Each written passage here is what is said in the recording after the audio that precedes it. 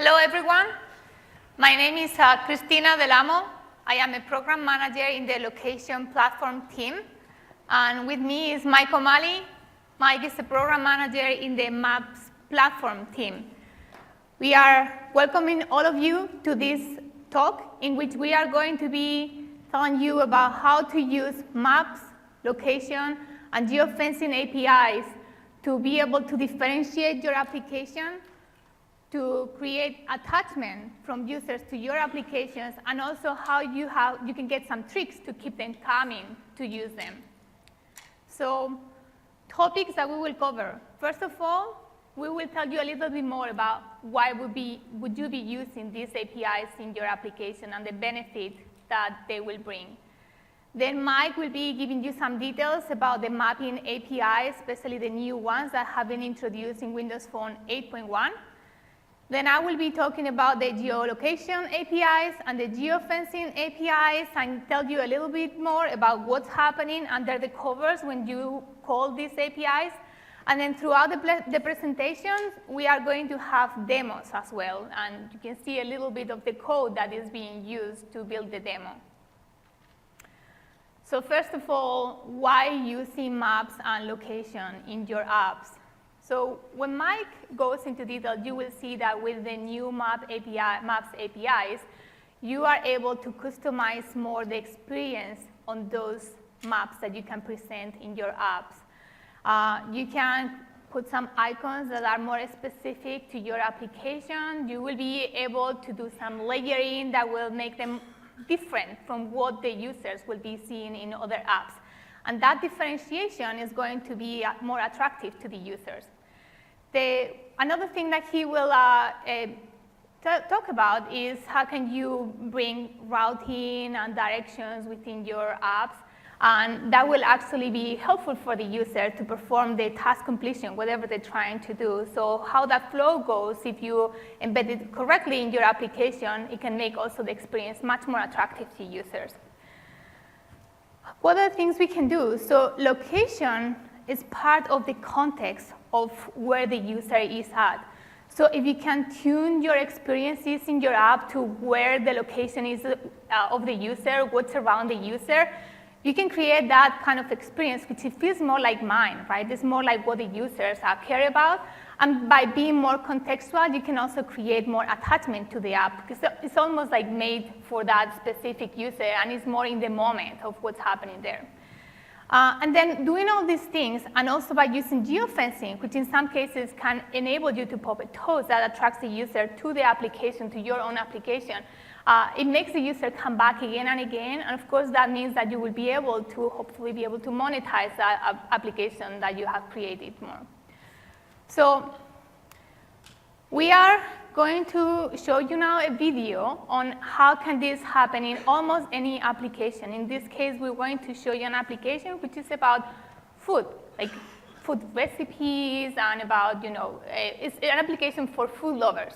So in this case, Ted is walking around San Francisco, and as he's getting close to a place where there is organic food, local food products, like really good stuff for him to create a dinner for his friends, he gets a notification. That notification tells him, hey, you are close to a place where you can go and shop for awesome ingredients, and that notification is gonna bring Ted back to open that app and then complete the experience. So you can do the same in your apps. And as far as that notification is contextual, you will be able to do it in a way that is not intrusive, but instead is helpful to the user. So pay attention to the toast that is going to appear now. That is because, there you go, that has been triggered by a geofence, because Ted is close to the market where he is going to be finding the finest ingredients.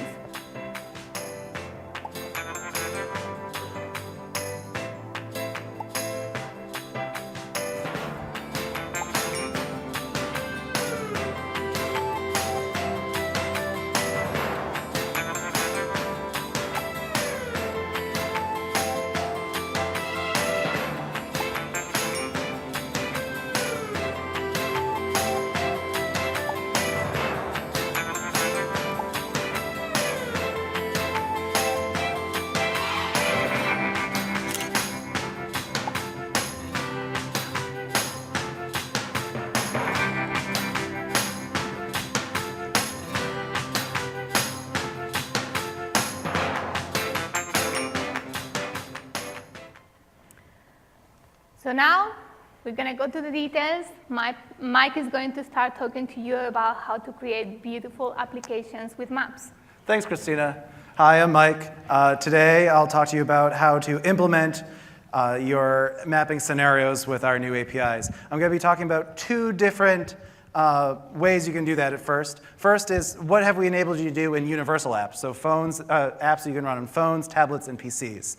Then next, I'm going to be digging into the rich apps that you can build with on Windows Phone XAML with our new control that we're exposing there.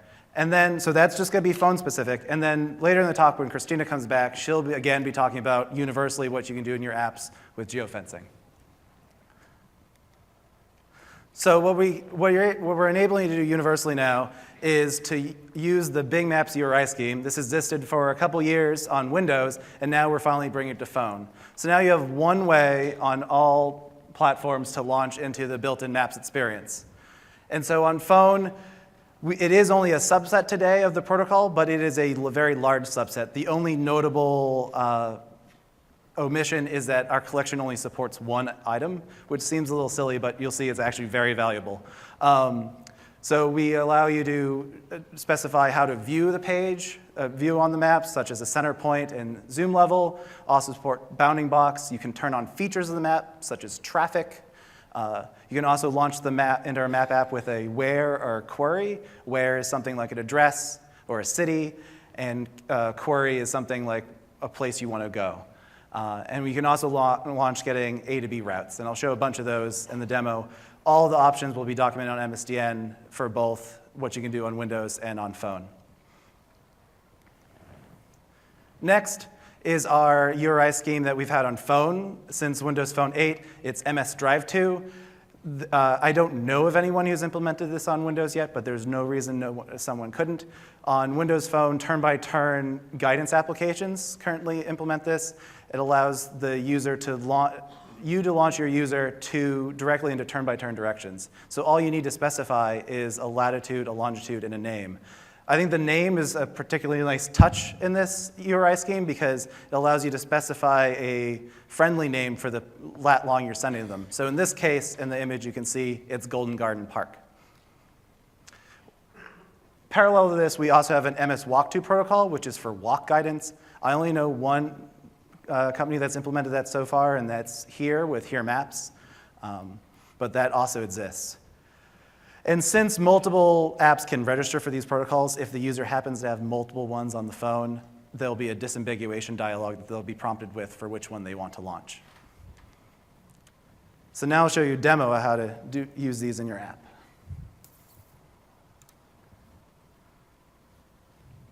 All right, so we have this application here in the emulator is a fictitious car sharing service based here in San Francisco. And the first thing you get presented with is a list of gas stations you can fill up the car, because sometimes when you borrow cars that other people have used, they left them a little low. So let's just click on this first Shell station here, and it will pull up a details card where this is all just straight from the data model of the application. It's all based on the normal pivot data template, the template you get in Visual Studio with just minor modifications to store the lat long in it. And then we have our 4 different URI ways we're going to launch out URI schemes. So the first one that I talked about was the center and zoom level. So if I just click on the center and zoom level button, we'll launch out to the built-in maps on the phone, or if this was on a tablet, the Bing Maps app, to that center and zoom level. But if you look at that, I don't really know where the gas station is, so it probably wasn't the best for this scenario to choose. So let's go back and try again. So next we have the pin, or a collection of one item. So that's why it's the collection of one item so valuable, is it allows you to pin things on the map. So let's click on that and see what happens. So now you can see that we pass a lat long and a friendly name where you can label the pin whatever you want. And so now, just like any other pin in the Maps apps, if you click on it, you'll get more contextual information. In this case, just directions. But what if you already knew your user wanted to get directions there, right? Well, you can do that too. So let's go back to our application again. And we have the Bing Maps : URI scheme for directions. Click on that. We're going to give you a route from your starting lat long to the street address. So right there, directions from your location to your destination. And just like all routes in our built-in phone app, you get an option of starting voice nav down here at the bottom. But again, what if you knew your user wanted to go straight to turn-by-turn navigation? You can do that too. So now we can go back to our application one more time, and we have that same Start Voice Nav button. And we click on that, it'll use MS Drive 2 to launch the user directly into turn-by-turn navigation. And so this was all done just by building up simple strings that are all defined on MSDN on how to do this. So that concludes the first demo.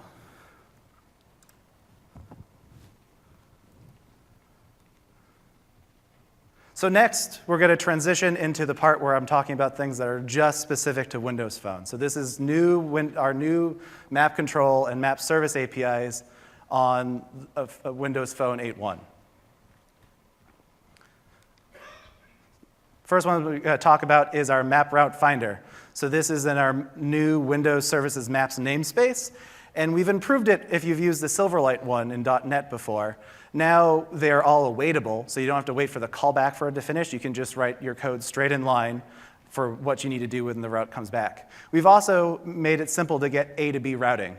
We used to make it so you have to pass a bunch of parameters just to get a simple route. Now you just have to pass 2.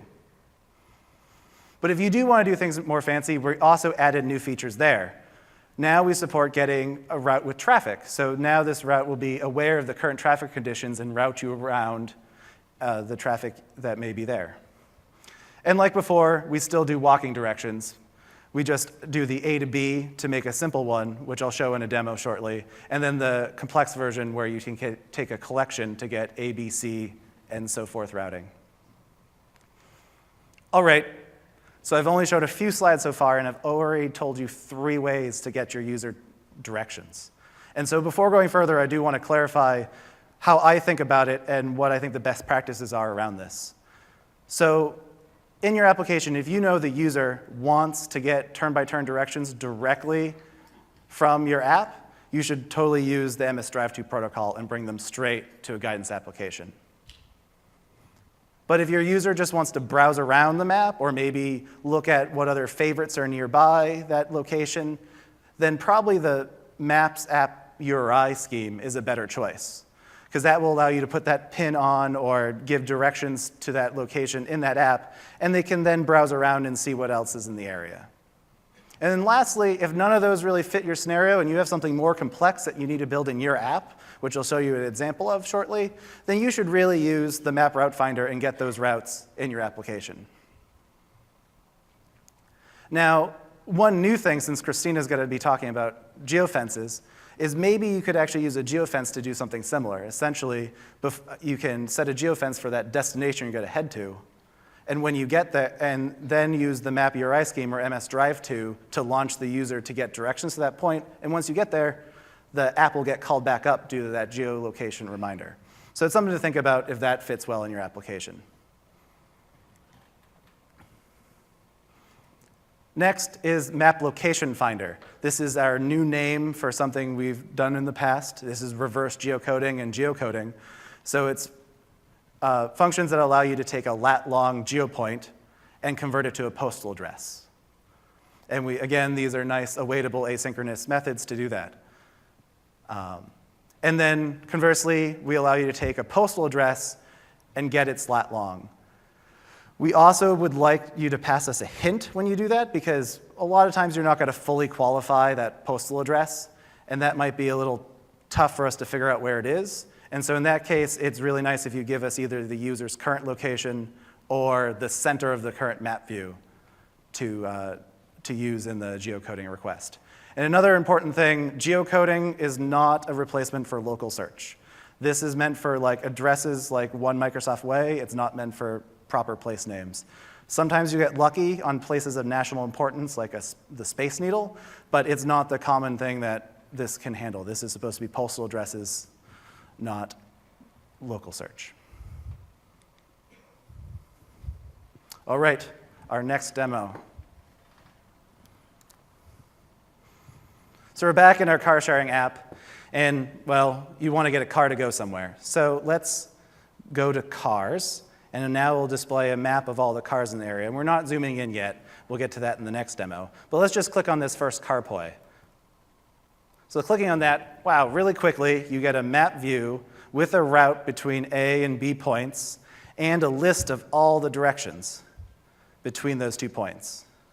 So let me show you the code to do this.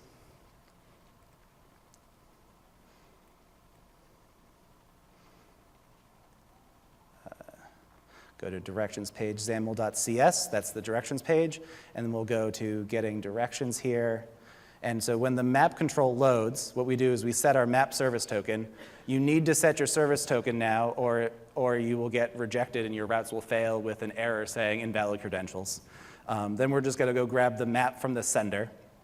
We're going to get the destination from the view model, and then we're going to get the user location also from another view model we have that manages that. Then we're going to get the start and end locations, then calculate a walking route between the start and end, await that. Once that finishes and it's successful, we'll go get the route out of that result. And then from that route, we'll be able to create this map route view object. And why you need a view is this is actually what you're going to use to attach that route and visually display it on the map. So it's essentially a special type of polyline. And so you can just add that right to the route collection on the map to display it.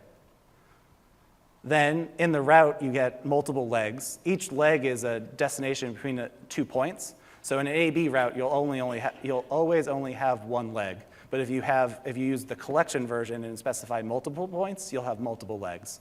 So since we just did an A-B route, we know there's only one. And we can grab the maneuvers from that, the list of those, and set it equal to our item source of our list view.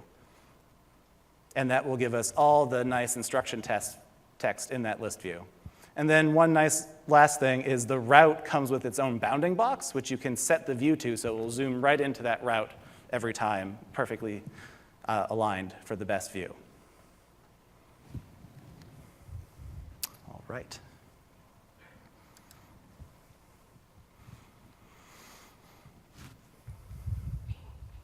All right, so now to the real meat here is the map control that we did. So the map control on Windows Phone is really cool. It is completely offlineable, so that means that we can display data, we can compute those routes and those location finding all offline. We also share this offline data between our built-in application and all your third-party applications. So it doesn't matter who downloaded the data, everyone gets to benefit from it. And I think that's something unique to Windows Phone that no one else has.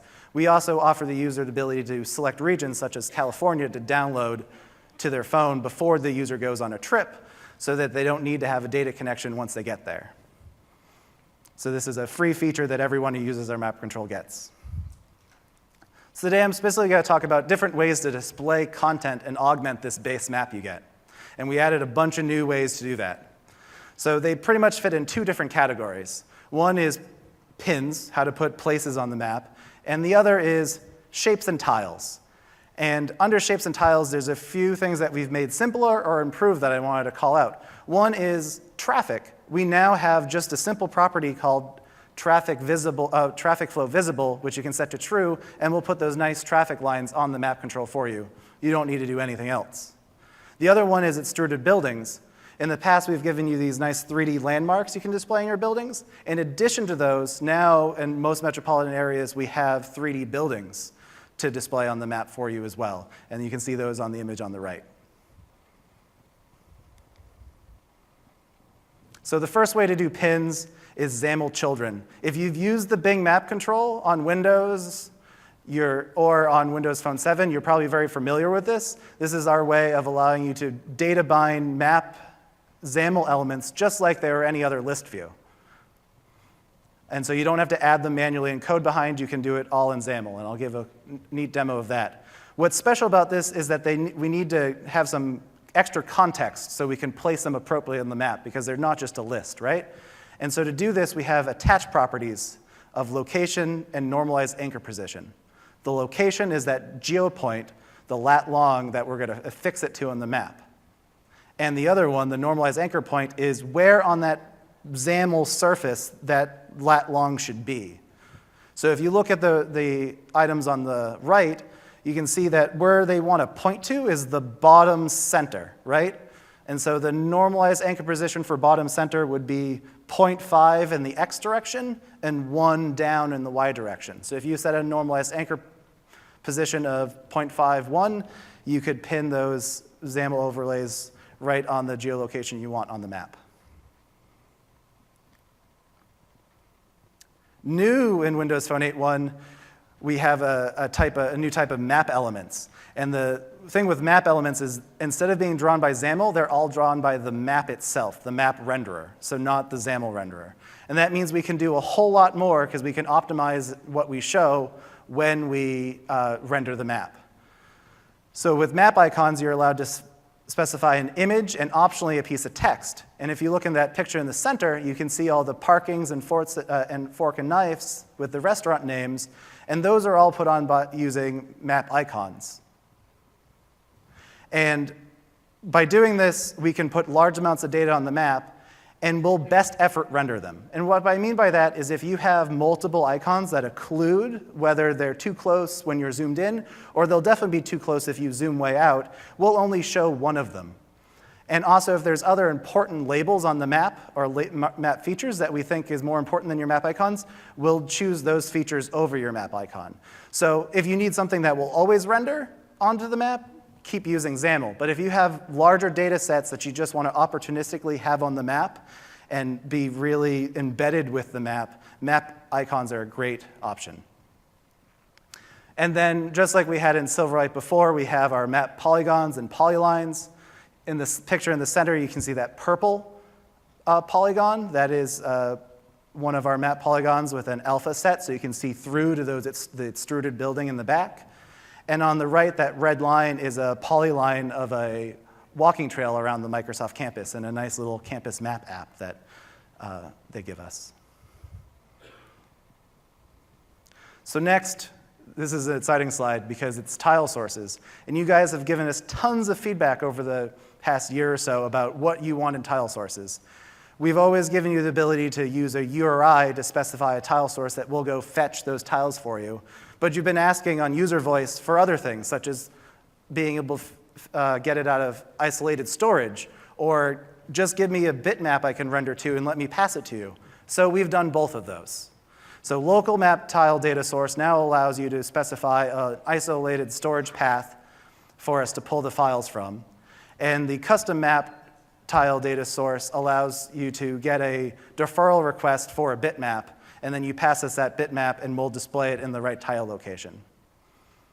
And with all three of those, we have a new property on tile source itself as map tile layer, which will allow you to have greater flexibility in where in the map rendering layers your tile source gets rendered, which is an ability we haven't given you in the past. So to visualize that a bit more, on my next slide, I'm going to go through all the map rendering. So at the very bottom, before we draw anything, you have the option to put a tile source as a background replacement. We also made a new map style setting called None, which means we won't render any other map. So this is great because it's the most optimized way to completely replace the map and just have a geospatial, essentially playground, sandbox for you to draw whatever you want. So a great use of this would be a topo map or something that's completely different than the map data we provide. On top of the background replacement comes the background. And the background is just the land and water of the map. And then on top of that, we allow you to put another tile layer called background overlay. And on top of that, area, which will be your parks, your beaches, your industrial areas. And then we have an aptly named area overlay that will then tile layer that gets rendered on top of that. And then we render the roads. And then we have a road overlay that you can put data on. This is traditionally what we've used in the past as the default. And because it looks really good for traffic tiles, because you're on top of the road and below the road labels. The next, labels. We have to draw them at some point, right? And so what do you think the next layer is called? Foreground overlay, sorry. This is actually because this is the very top layer, and it will always be the very top layer that we allow you to put tiles. So if in the future we decide to have more overlays, we'd be able to put this in, but this one will always be on top. And then right above that is where we put all the map elements today. So we put polylines, polygons, and icons all right on top of that foreground overlay layer. And then lastly, since we've gone through all the layers of rendering the map, XAML children get to be put on top because a XAML renderer comes over the top of the map surface and puts its children down. All right, now I'm going to give you the demo on how to display content on a map. Great. All right, so we left off on this detailed directions view. I'm just going to go back to the main view. And then I have this zoom in button on the bottom I'm going to push so you can kind of see more of what's going on here. So what we have is we have a bunch of these pins, and I'll tell you that these are all XAML pins. All right, and I'll show you those in code. Then we have these gas stations with a little piece of text on top. These are map icons. And then we have this blue alpha circle, and that's a map polygon. All right? So now that I showed you those three, I'm going to show you how to put those on the map. So we're going to start in our pivot page.xaml, and then all I did here is in the pivot, I got rid of the list view and added the map control, essentially. And I moved the loaded event off the pivot and into the map. So I call the second pivot loaded here. And again, you have to set your map service token.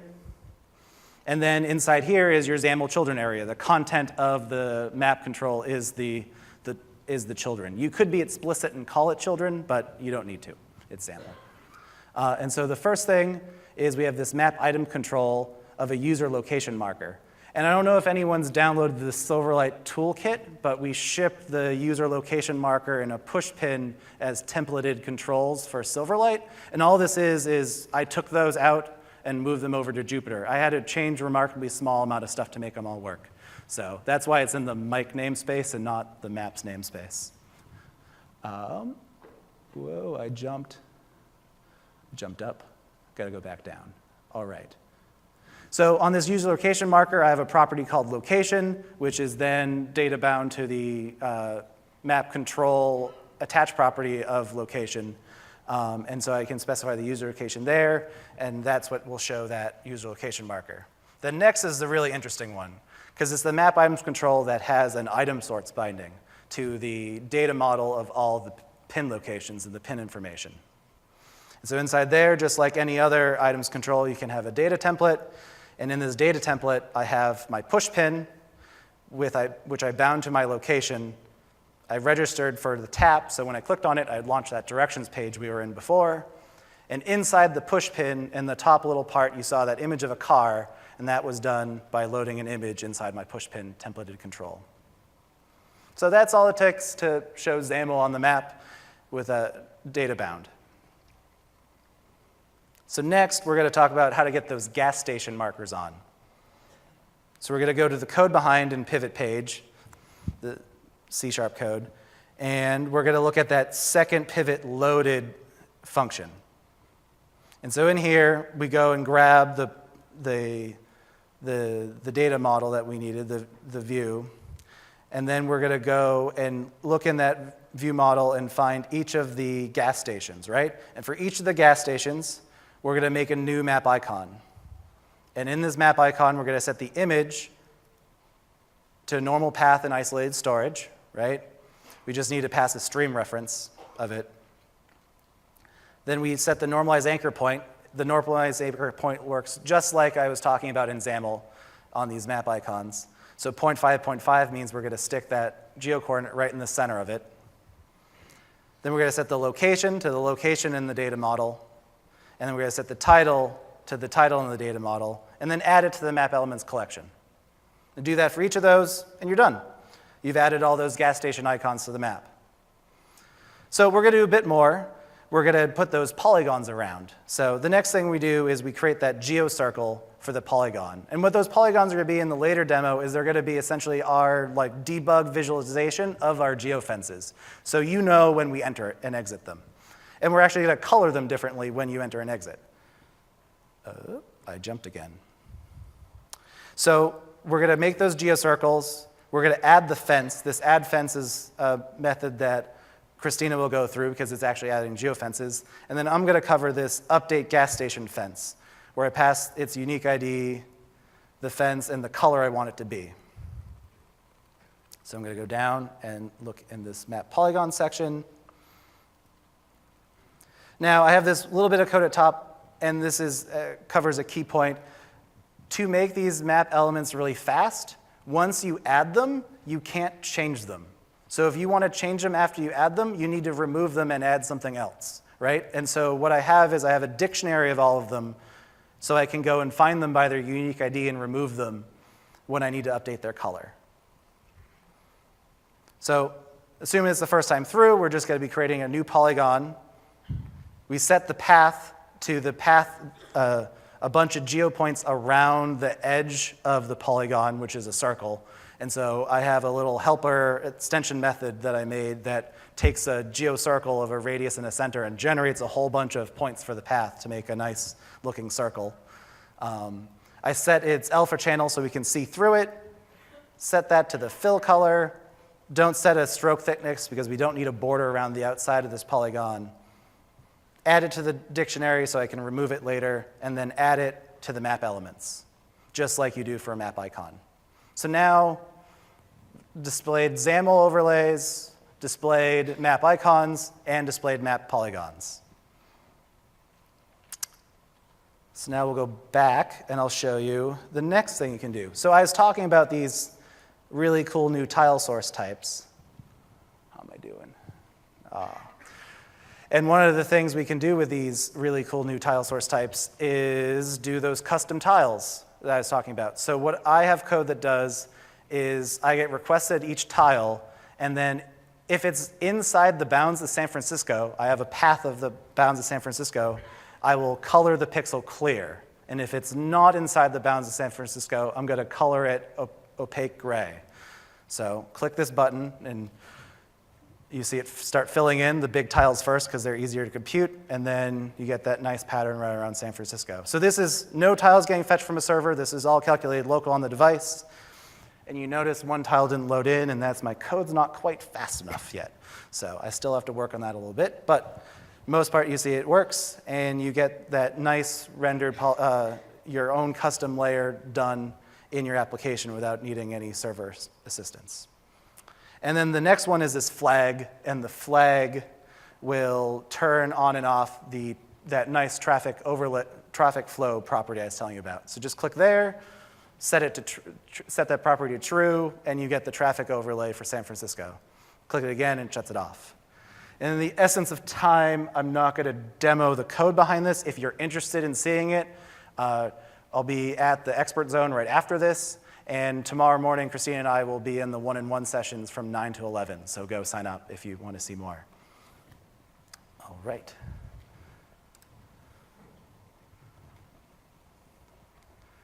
So to quickly wrap up how to display stuff on a map, use XAML objects for small sets of data-bound interactive XAML elements that always must be shown. Use map icons for larger amounts of elements which can be shown with best effort. And then tile sources is the area where we're offering you the most flexibility, because you can decide where you're going to get the data from and decide at a finer grain where in the map rendering you can insert that data. All right, now I'll pass it off to Christina to talk about location. Thank you, Mike. So next we are going to be talking about the location Windows Runtime APIs. These are basically the APIs that you are going to be calling in your code whenever you want to place a user in a map, or later on in order to continue positioning the user in the map to give directions and things like that. So before I start here, I want to say that in the location APIs and also in the geofencing APIs that I will tell you about later, we have convergence with the Windows team. So you can use the APIs in the same way in Windows and in Windows Phone. Implementation under the covers is a little different. So what I will talk about next is what's happening under the covers in the Windows Phone case. So we have a location service that supports the API calls from geofencing, Windows Runtime APIs, geolocation, Windows Runtime APIs, and also the older geocoordinate.net APIs. Applications that use these three type of APIs, all of them are actually calling the location service. Our service has a core logic that is going to get the request from one or more applications. These calls can happen simultaneously, and then we look into the requirements from all the applications in terms of accuracy, time to fix required, or also even the type of sessions. And we use that information to figure out what are the positioning providers that we are going to be calling or using. And we could use in some cases more than one. And which are those positioning providers that are supported at the moment? So the first one is GNSS. That stands by Global Navigation Satellite Systems. And it's basically a name to refer to GPS, which I guess everybody knows about. But also we support GLONASS. And in the newer devices, we support as well Baidu, which is a Chinese constellation. So in addition to that, we can also from the device see what Wi-Fi access points are in view, and also what cell towers are in view. And we can use that information to estimate a position, just by which one are the beacons that we are seeing around us. And in order to do these estimations, what we use is a Microsoft positioning services, which can help us do both online and offline positioning from beacons. These services are also used to provide assistance to GPS, GLONASS, and Baidu.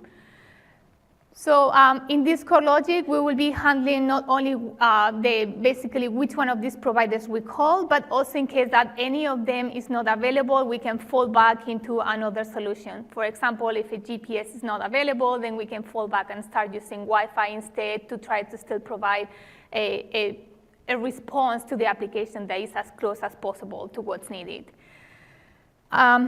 There is some misconceptions that we need to be connected to Wi-Fi to be able to resolve a position from Wi-Fi. That's not right. We just need to see what Wi-Fi access points are around. We don't need to be connected to those access points to be able to use them for positioning. Another important thing is that in many cases when in GPS challenge environments, we rely heavily on Wi-Fi to know where the user is. So it's good that the user has Wi-Fi enabled. Otherwise, we cannot use Wi-Fi for positioning. So good to remind the users to do that. We also added geofencing support in Windows Phone 8.1. And we made this tracking and this handling as part of the service. And then I'll talk about that in a little bit. So. As a recap, we have parity with Windows, as I said. There's two types of positioning sessions that are supported both in Windows and in Windows Phone. The first one is a single position session. It's just to get one fix. Where is the user at this time? And I recommend to use that if the only thing that you need is basically, where is the user now? You don't need to continue tracking the user. You maybe just want to know, the location to provide information about nearby restaurants or something like that. We support cache position. So from the API, you can define whether a position that maybe some other application obtained 10 seconds ago or up to a minute ago or something like that, if it's available, we can provide that to you immediately. And then that also means that not only you will get a response faster, but also you will be using less power through your application. So if your app is flexible enough to use the cache position, then let us know about it, and we'll make sure that we only use anything within the timing that you specify there. Now, what you want to do is to tell the user or to show the user in the map going through a route or anything like that. Then use a tracking session instead, and we either support giving you updates when the user moves by a given distance, or otherwise based on a period, like every 2 seconds or every 5 seconds. So you can just decide to do any of those depending on your app. Also in the past, we only supported 2 types of accuracy, which was high and default. With the default one, you didn't really know very well what was the result that you were going to get. You could sometimes get a position that was 100 meters, so had 100 meters accuracy, in some other cases 3,000 meters. So you couldn't specify what was your preference, right? So what we did was to introduce a new property, which is desired accuracy in meters, where you define in meters what was your desired accuracy for the response. And we'll try to get as close to that as possible. And again, sometimes we don't have availability of all the positioning sources. So for example, if you need to position the user within a block, a city block, or a block and a half, something like that, you can specify 150 meters, and that's what we're going to try to give you. And that in some cases may help us make a better use of the resources that we have in the phone. The other thing that we did was to add this position source property, by which you can know whether that position provided came from satellites or from Wi-Fi or from cell. Through the APIs, we don't enable you to go and say what is the specific provider to use, because we want to maybe change the model within the future to be as power aware and use the resources as good as we can, and because we may be adding other sources. So we want to be more flexible and look into what the requirements are and then provide a response accordingly and do fallbacks and stuff like that on your behalf. Okay. Now we have one single difference between Windows and Windows Phone, and this is a new property that we added, which is in addition to everything that Windows support, we also provide the position source timestamp. And for those familiar with the APIs, you know that we already give a timestamp with every position that we return. That timestamp is now the system time. Is whatever is the time that the user, the system has set in the phone, in the device. This position source timestamp is the one that we calculate, or that comes from the satellite's calculations, which is very accurate. So if you need to maybe look into information that comes from different devices, and you want to make sure that they are all aligned in the timing, then we recommend to use the position source timestamp to have all that as a reference, rather than the timestamp of the device that could vary. I'm not sure you noticed that, but when Mike was showing the code, he was referring to two different geoshapes that we have also recently introduced. These geoshapes, which are geopoint and geocircle, he had both things in the code. They have been introduced recently as well, and they are used in common between maps and location. We're having that also through Windows and Windows Phone. So there's two types of geoshapes, as I said, geopoint and geocircle. You have constructors to specify also, to create them, and you can also specify the spatial reference ID and the altitude reference system. For the location platform, what we use is WGS84 as the spatial reference ID, and for the altitude, we use sea level. But you could specify for mapping some other reference systems. We have still the geocoordinate will have the latitude, longitude, and altitude properties. These are being now deprecated. So instead, please use the point position just use the point position. And then geocircles is what you will see that we will be using for geofences. Now moving to the geofencing Windows Runtime APIs, which, as I mentioned, are also common with Windows, same code. What's a geofence? A geofence is a virtual perimeter around a place that is of interest to the application or the user. Two examples, what we saw first in the video. In the case of Epicurious application, a point of interest was a place where the user can go and buy local, organic, or locally grown products, right? And then in the case of the demo that Mike has shown you so far, the points of interest are gas stations. So those points of interest will depend on the application. And what geofences are going to enable is either in the foreground, but most importantly in the background, it will enable you to define what are those points of interest, the system will track them for you. At the time when the given set of conditions are met, we will launch the background task, and then you will be able to perform a set of applications. And because a set of actions. And because those actions can be tuned according to where the user is, according to that event on in the geofence, then they can be very contextual. So you can maybe do things such as provide a relevant reminder according to where the user is, or do other sort of actions in the background. Anything that is enabled, basically anything that you can do from a background task. So it's enabling some sort of multitasking, contextually aware multitasking. So some reminders, the location capability is required to use geofencing, the same capability that we are using also for the other location APIs.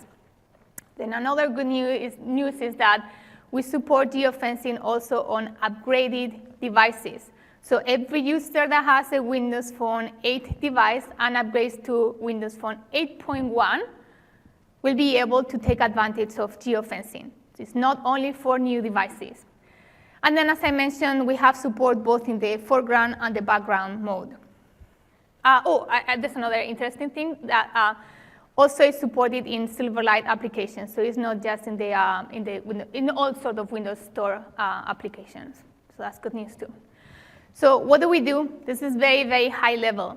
So the steps that the application is going to have to follow is, first, they're going to have to create the geofences and either subscribe to the events in the foreground or in the background.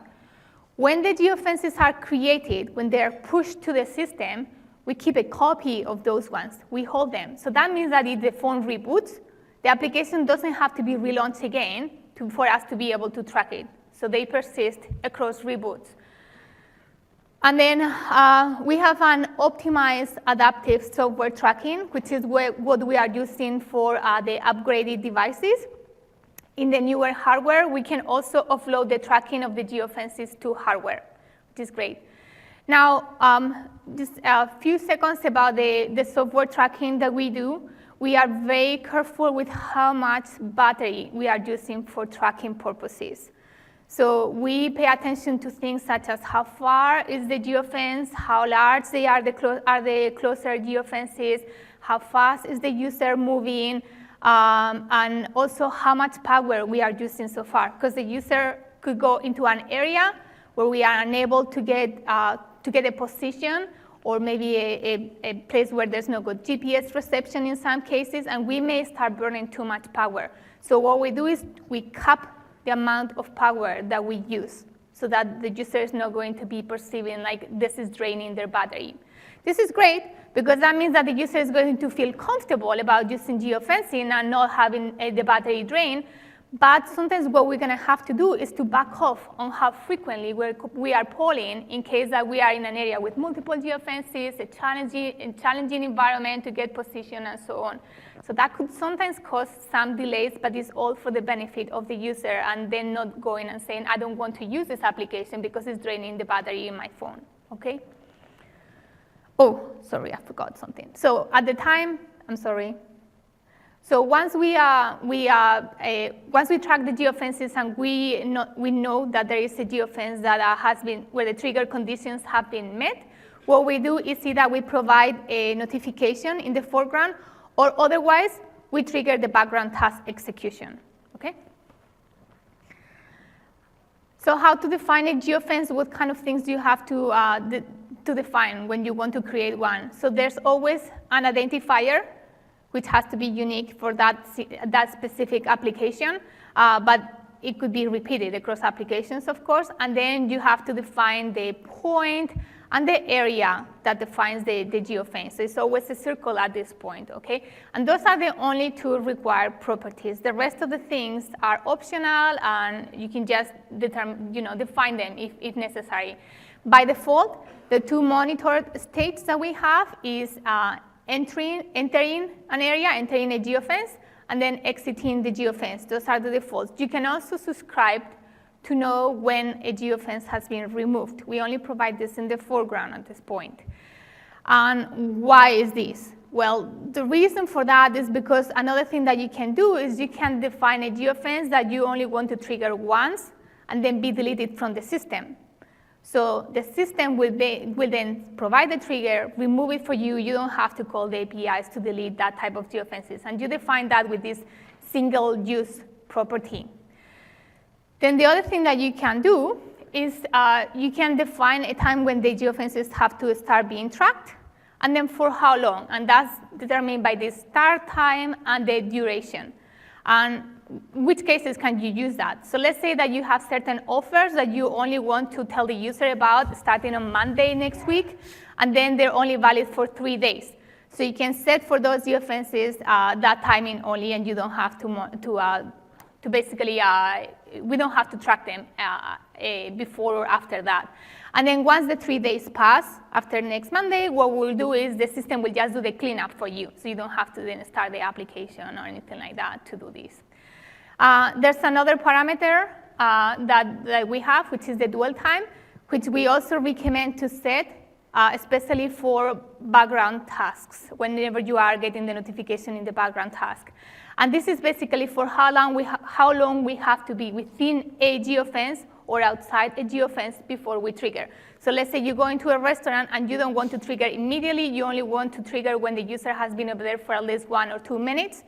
So in that case, please set this dwell time, because the background tasks are going to run for a limited period of time, so you will not be able to do the monitoring yourself in the background task. So that's the purpose of that. So some differences with Windows. You're going to like some of these. In Windows, you need to have the application pinned to the lock screen for it to be working in background mode. That's not the case in Windows Phone. Any application not pinned to the lock screen will be able to have background tasks as far as allowed by the user. The other thing that I want to let you know is that in Windows Phone, we have this type of adaptive querying. So as soon as we have a geofence a notification to send to the application in the background, we will do it. But if a given background task is having multiple geofence events coming one after another, we will coalesce them, and they will only be delivering every 2 minutes. And this is to avoid an application or a background task being launched maybe every 10 seconds or 15 seconds, which can be sometimes very disruptive and use also a lot of power in the system. Some reminders that the background task will have limited memory and will run for limited time. So while you can perform a bunch of activity in the background, you may have to be careful to make sure that it fits within about 30 seconds. I think you have about 10 megs of memory within this background task to work.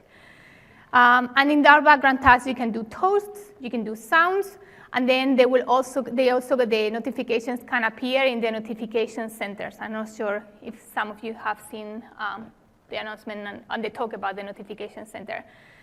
Things that people like to know about: what's the recommended radius for the geofence. So we recommend not to create geofences that are smaller of 50 meters, because in some cases they're going to be difficult for us to track them reliably.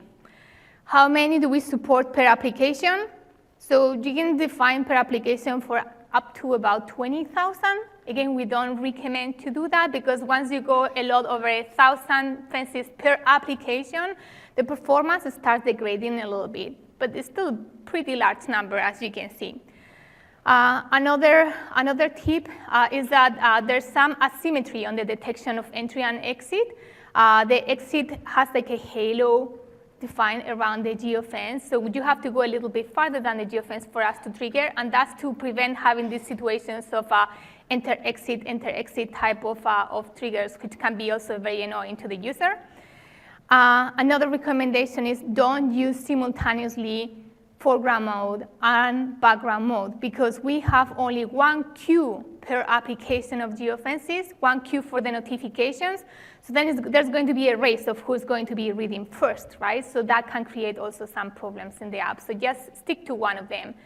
And then the other thing is that background tasks, if you went to Sean Henry's talk about background tasks, sometimes the system is going to be managing resources. The background task could be delayed on when it's launched, because of lack of resources, especially in low memory devices. So that together with the fact that we throttle sometimes the notifications by up to 2 minutes, what may happen is that the trigger condition happened maybe a few minutes ago. So you want to read the time at which the trigger happened and then make a decision of do I perform the operation or not? And that's mostly important for tows and things like that because you want them to be very relevant. So if for some reason there was a delay of like 5 minutes or so, you may decide you want to check again the position before you show the tows or do something else, okay? In general, this shouldn't be a problem, but it's better to be conscious of this happening. Okay, and now to the demo. Oh, Mike, you may have to go and unlock this. I'm sorry.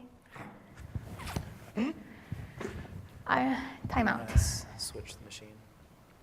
I get it on the way. Okay.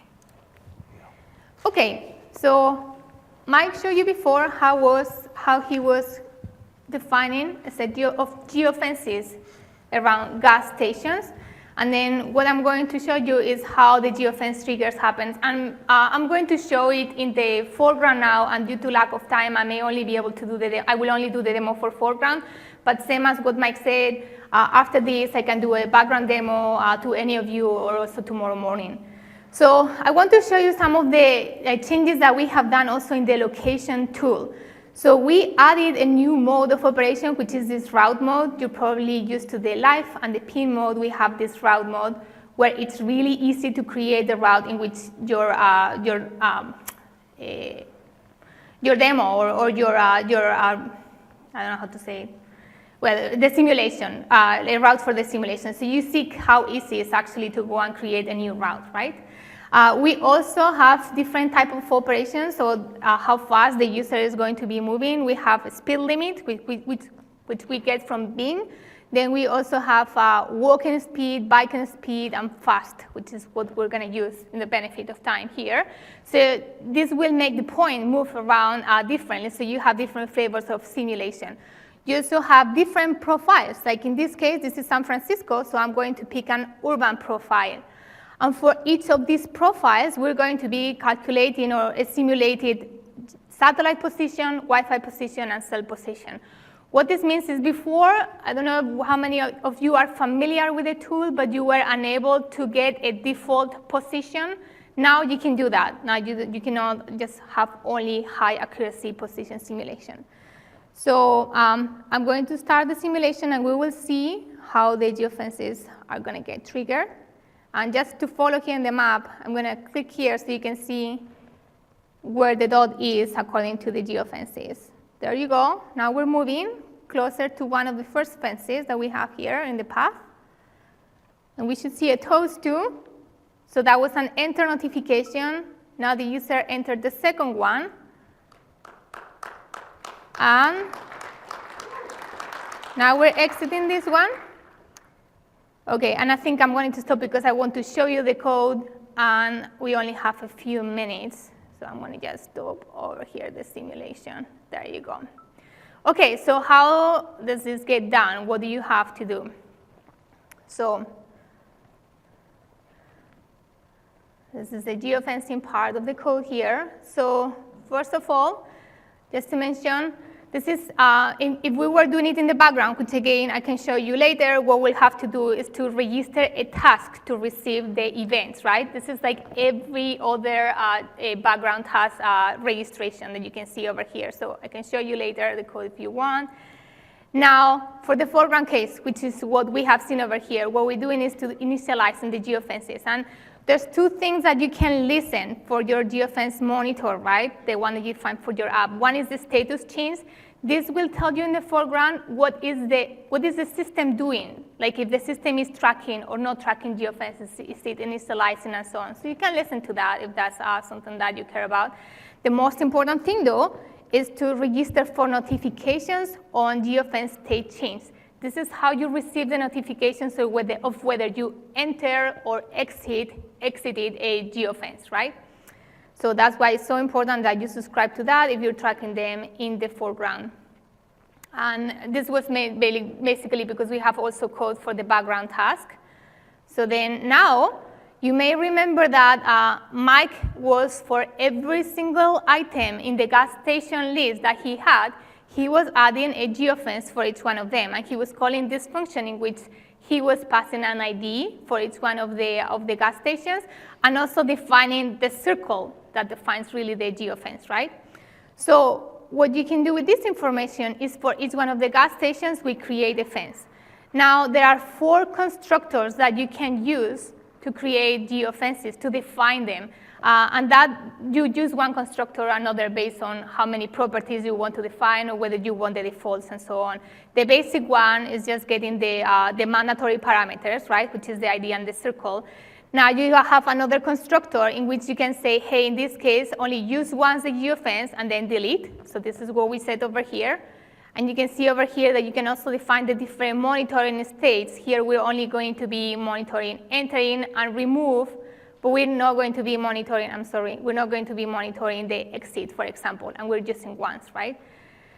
Now, the next one is the one that we are actually using in the demo. We wanted it to be very fast, so what we did, we said a dwell time, the state duration is going to be only 1 second, right?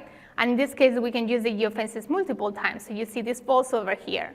So it's just another constructor in which you are passing the use one and the dwell time, the state duration, which was 1 second for the demo. So we wanted it to go fast. And then another way to use it is by setting this validity time, right? Like, for example, you could define geofences to, as I said, to start on Monday and then only be there for 3 days or something like that. So 4 very easy to use constructors. Then once you define the geofence, what you do is to add it into the geofence monitor, which is what you see over here. So now we have the geofences added. How do we actually receive the notifications, or what we do when we receive the notifications? So we were subscribing to the geofence state change events. So I'm going to go down here in the code to where it is. Okay, there you go. So when we receive the notification about the geofence state changing, that means that we have to read the reports. We have one single queue of reports for all the entry exit events, as I said. So what you have to do is to get each one of the reports in case you have more than one, and then you read the reports. And for each report, you're going to have to read what's the state, like whether you enter or exit or stuff like that, geofence ID, information on where the entry or the exit happens. So all those type of properties get returned. So in this case, what we do is we check, for example, if the state is the entered state, like in this case you saw, right? And then if the state is entered, what we did was we build the message. In this case, we were getting the information about the gas station associated to the geofence ID. And then we were updating the color of the geofence, in this case with the green, and then we were sending the toast as well. But you could do any other action that you can do from the either foreground or the background. It is exactly the same. For the background applications, you will also read the reports the background task, you will read the reports in the same way. In the background task, you can also create, delete geofences, not just read the reports, so you can do everything from there. And now, just to finish up, we're a little bit over time, sorry. So the last thing, we have a set of resources over here that you can use. We have build talks from last year on mapping and also on geofencing and geolocation. It's for Windows, but as I said, everything I was said over there in terms of the usage of the APIs, you have the same. It applies also for phone. I also recommend the multitasking and trigger background tasks talk from Build this year that Sean Henry gave, because we are using task over here, obviously. SDK samples are available, and then blogs, guides, and we are going to continue adding to these blogs and guides. And please remember to give us feedback about this talk. I'm afraid we're over time, but Mike and I are going to be here on the floor taking questions. We can be in the expert zone, as we said, and then tomorrow morning as well, and we can give you another demo, walk you through the code, and any questions that you have, we'll try to answer the best we can. Thank you, everyone.